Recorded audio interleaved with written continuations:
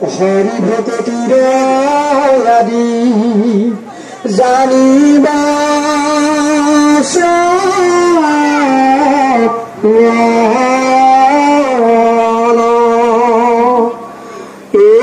মহন্তৰ মুখে কথা শুনা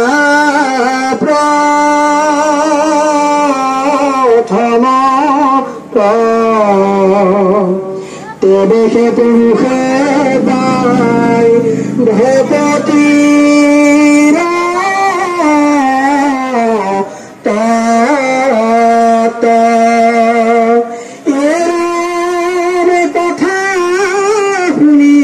লেখে গুছে মনৰ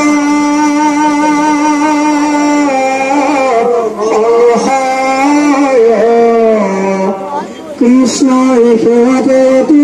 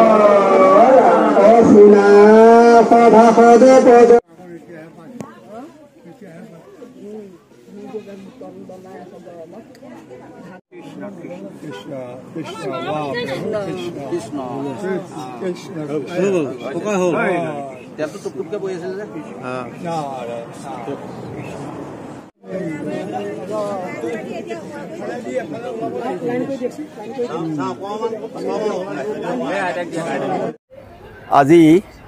আমি আমাৰ হাওজান দেউৰী গাঁও খুটিকটীয়া সমস্ত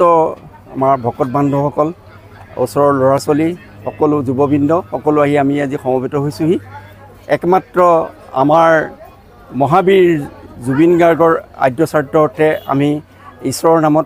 নাম প্ৰসংগ কৰিছোঁ আৰু এটা কথা মই কওঁ যে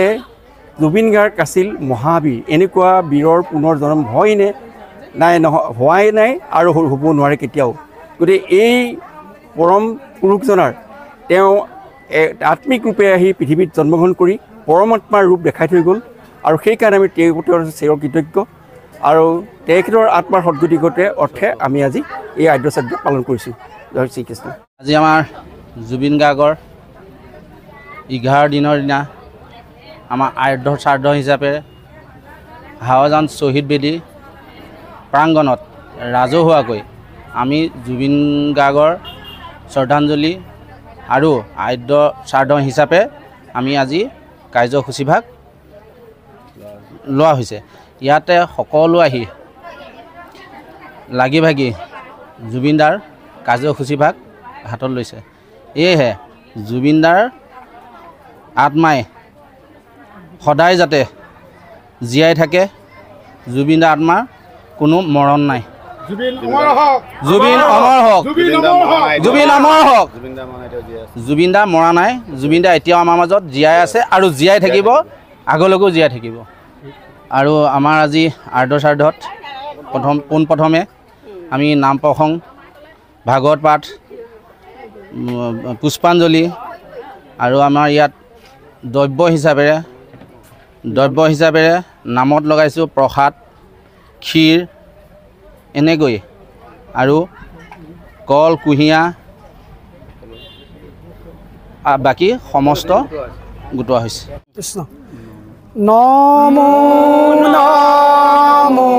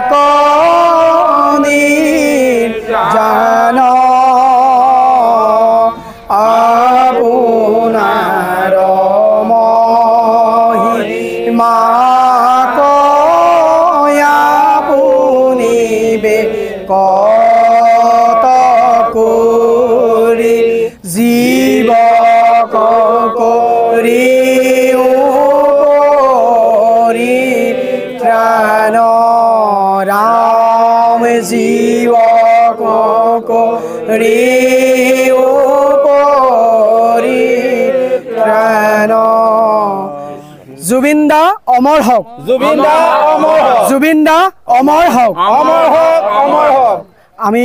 আজি এই দিনটোতে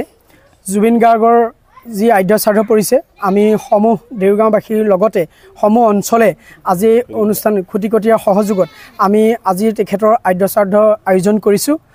সাৰ্বজনীনভাৱে। কিন্তু ইয়াতে আমি জুবিন গাৰ্গক আজি আদ্য শ্ৰাদ্ধ বুলি নহয়, আচলতে আমি আদ্য শ্ৰাদ্ধ পাতিলে ইয়াতে শেষ হৈ নাযায়, কিন্তু আমি তেখেতক আমি জীয়াই ৰাখিব লাগিব। যিহেতু জুবিন গাৰ্গ এজন মানে মানুহৰ হাৰিত তেওঁ এতিয়া থকা নাই, বিশ্ব মানৱ দৰবাৰত তেওঁ এজন বিশ্ব মানৱ হিচাপে আখ্যা হৈছে। তেখেতে অকল মানুহৰ মাজতে থকা নাছিল, সমগ্ৰ বিশ্বৰ ইতৰ প্ৰাণীসকলৰ লগতে চৰাই চিৰিকটি গছ লতা সমস্তই তেখেতক আজি আমি পৰিলক্ষিত হৈছে, আমাৰ চকুত ধৰা পৰিছে। সকলোৱে আজি তেওঁৰ হৈ চকু পানী টুকিছে আৰু আমি ভাবিছোঁ জুবিন গাৰ্গ অমৰ হওক আৰু পুনৰ আমাৰ জুবিন গাৰ্গ আকৌ এজন জুবিন গাৰ্গ যাতে আমাৰ মাজলৈ আহে আমি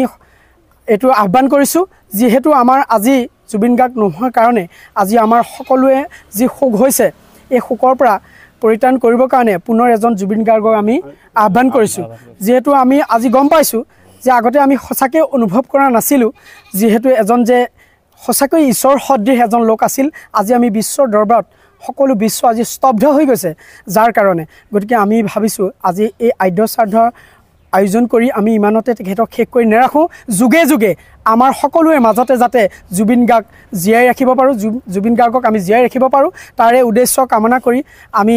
ঈশ্বৰৰ ওচৰত প্ৰাৰ্থনাও জনাইছোঁ যাতে তেওঁ অমৰ হওক। জুবিন দা অমৰ হওক, জুবিন দা অমৰ হওক।